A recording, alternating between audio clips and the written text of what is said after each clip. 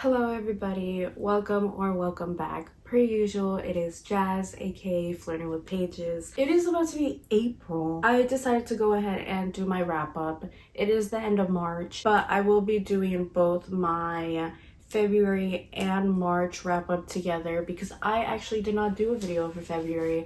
I was in a very hard, deep reading slump and I only ended up reading 3 books, so I decided let's go ahead and just combine the two. I ended up reading 6 books in April. One of them is an audiobook, the rest are all physical books. Yeah, let's go ahead and start talking about these books. The first 2 books I read in February are actually graphic novels.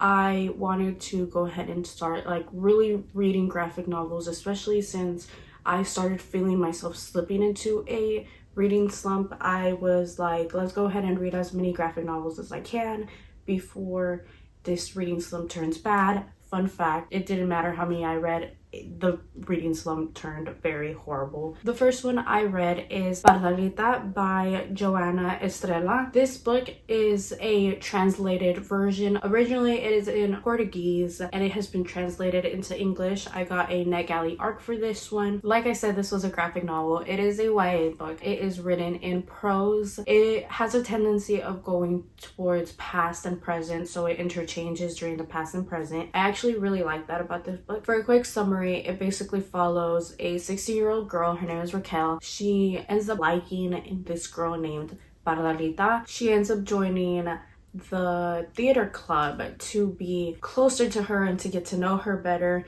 and she actually discovers that she ends up liking her. Some of the things I actually did not like about this book is because it is translated, it sounded off at some points, like it wasn't correctly translated, so there was that. The formatting kind of bothered me. That was only because I was reading it off of both my phone and my iPad, so the formatting does look weird when I read it off of the NetGalley app. I'm not sure if it's just that or if it also includes Kindle. Besides that, the story was actually really cute. There is a lot of challenging moments for her. Like I said, it goes through past and present, so they do end up talking about her parents. Overall, it was a really cute and fast-paced story. The second book I read in February was again a YA graphic novel. It is Paper Planes by Jennie Wood. It follows Dylan and Layden. They both have been put in a summer camp for troubled youth. They ended up doing something and they have to get a good evaluation at the end of this summer camp to make sure that they're able to enter high school in the next year coming. You really get to experience Dylan and Layden's relationship and how they truly see each other and how what goes on at home affects their relationship, and I really like that about this book. I ended up giving it a 3.75 stars. The only problem that I did have, which honestly is not that big of a problem, it's just reading this book, I really hated Layden's character. She was so mean to Dylan, and I understand why she was mean to Dylan, her parents, and she truly never opened up to finding out who she actually was. She never wanted to be true to herself, but obviously it's because of her parents. I overall really liked that Dylan grew, and the whole ending of the story was actually really cute too. By my third book, I felt like it was time to go ahead and pick up another romance book. I decided to start reading Electric Idol by Katee Roberts. This is the second book in the Dark Olympus series. I really wanted to continue the series, so I thought why not go ahead and start Electric Idol. And let's just say I really loved this story compared to the first book. This one so far has been my all-time favorite one. It is actually my favorite book of February so far. This one follows Psyche. She is Persephone's sister and Aphrodite's son, which is Eros. Their relationship is very cute. Basically, the story goes that Aphrodite really wants Eros to bring her Psyche's heart. She is very angry with the whole entire family. She just wants them to feel pain, basically, and why not take out Psyche, aka what Aphrodite deems the ugly child. Honestly, the way Eros reacts to this and their relationship in this, I actually found it very, very freaking cute. the way Psyche handled everything at the end of the book. I absolutely loved it. But I actually did find that that is a common trope in both Neon Gods and Electric Idol, where the girl is like, we are going through a tough situation. I really like you, you really like me, and I know we like each other, but I am going to go ahead and take the upper hand in this situation and handle this by myself. And I really love that because it's giving like a good, oh, this girl will defend herself situation. Just Psyche and Eros are my new favorite couple so far. But then again, I've only read the first 2 books, so this book though did make me want to read her other sister's book so freaking bad. I want to read Zeus's story already. I'm already obsessed. I just know I'm going to be obsessed with that book too. For March, I decided to pick up Take the Lead by Alexis Daria. I already knew I was going to love this book. Alexis Daria is one of my favorite authors. I did end up rating it a 5 stars, so there is that. It basically follows Gina Morales and Stone Nelson, I think. Yeah, no, Nielsen. And Stone Nielsen. They are both in this Dancing with the Stars kind of vibe. The show in here is actually called The Dance Off. They are both paired together. She is the professional dancer. She wants her dancing career to get better because Dance Off isn't really giving her what she wants. Then we have Stone. Stone's character is actually known as the loner on the show. He comes out in a survivalist show where him and his family live in Alaska by themselves, completely alone. They are basically surviving off of whatever they can find. They're building their own home off the grid in Alaska. These 2 pairs are extremely freaking cute. I ended up really liking them. From the very beginning, this book already had me hooked. The way they met, the tension between both of these characters throughout this whole entire book was so freaking good. I love the way she wrote this. You could tell this was her first book because, fun fact, this was being republished with this cover instead of the old cover. I still really liked it. At times, yeah, the characters kind of felt a little bit childish, but besides that, it was a good story. I loved where it went with the story and how both of them handled their problems. And like I've said before, one of my favorite things about Alexis Daria is that in her books, she often has like these cute little things so that you know what is going on, which this one is basically the cast list, and it has every single cast person in this show, their whole entire background, so that you're not lost the whole entire time. It also talks about the hosts and the producers, and I really like that because I was turning back to this page very often to make sure I was not lost. I definitely recommend this book. After that, I ended up picking up a literary fiction book.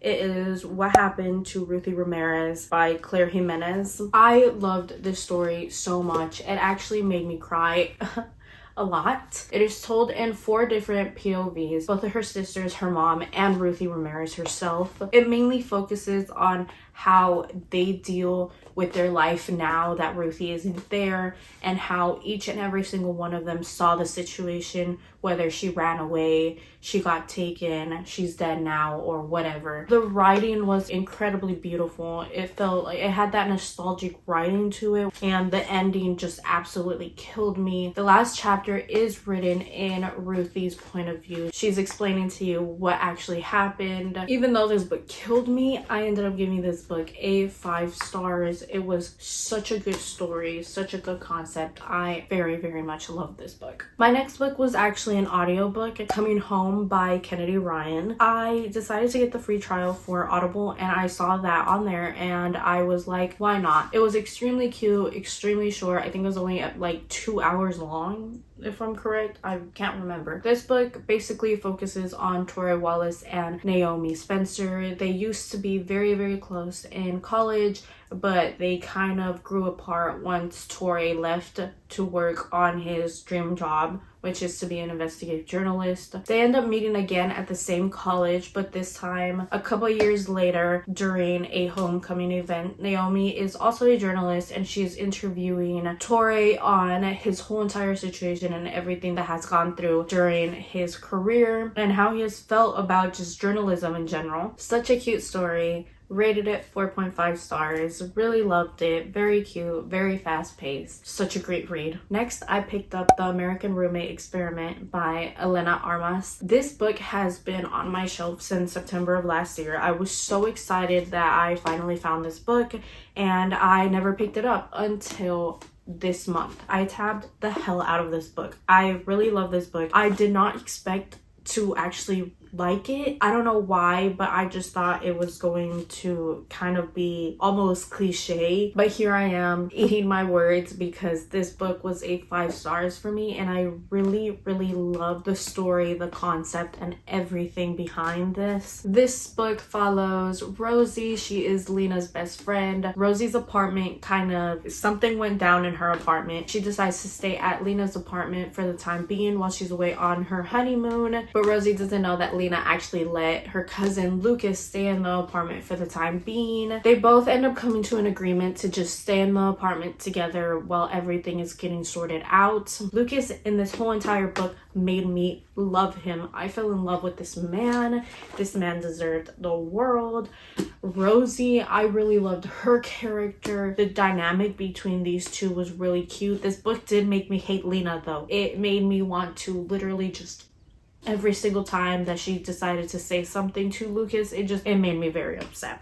It is a friends to lovers. The tension between these two, it was just very good. I loved it. I picked up yet another literary fiction book this time. It was actually an arc by Annette Chaves Macias. It is Too Soon for Adios. It follows Gabby Medina. She is heartbroken because her mother has just died, and at the funeral she actually ends up meeting her biological father. He gives her this opportunity to basically just find another part of herself, and I just found that extremely heartwarming. I will say that the writing in this book did feel off compared to the first book that Annette Chaves wrote. I ended up giving this book a 4 stars because of that. Besides that, at the end the story got really good. I liked where the story was going and the concept of the story. I will say I did think I was going to cry while reading this book, but I actually didn't cry. The character growth of Gabby, I found it to be really good too.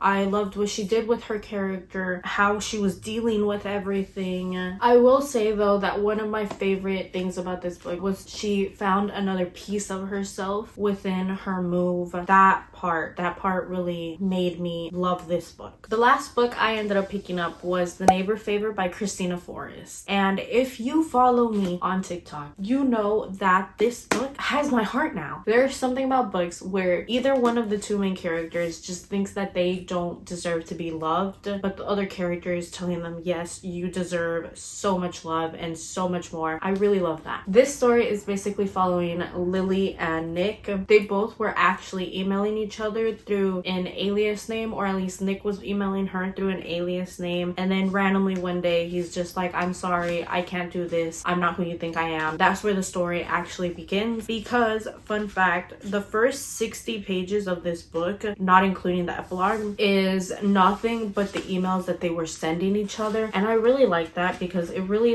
gets you into the story, and it doesn't take place through just one day. No, those emails go through almost an entire year. They are actually roommates now. They just end up falling for each other all over again. I love the story. I love Nick's character. I really love Lily's character. This girl, she is incredibly shy and she's a bookworm. On top of that, she's awkward. It's literally me. She's literally describing me. I don't know if it was because I was in a major reading slump the month before. This book just made me fall in love with the romance genre all over again. I absolutely loved their whole entire dynamic, everything, the story from Lily's job to how she handled her job to Nick and his writing. Everything was extremely cute. If you want a quick book to get you out of a reading slump, this is one of those books. I actually wanted to go ahead and include my current read in this. This book is very short, and honestly I feel like I am going to finish it in the time span of before April.